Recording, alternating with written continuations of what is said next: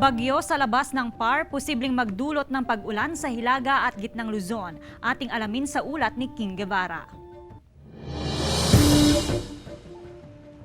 Palagian ang ginagawang pagdidilig ngayon sa tindahan ng mga halaman na ito sa Dagupan City.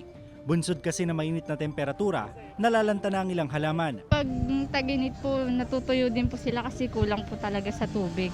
Ayon sa Pag-asa, patuloy ang paglakas ng binabantayang tropical storm sa labas ng PAR na may international name na Surigay.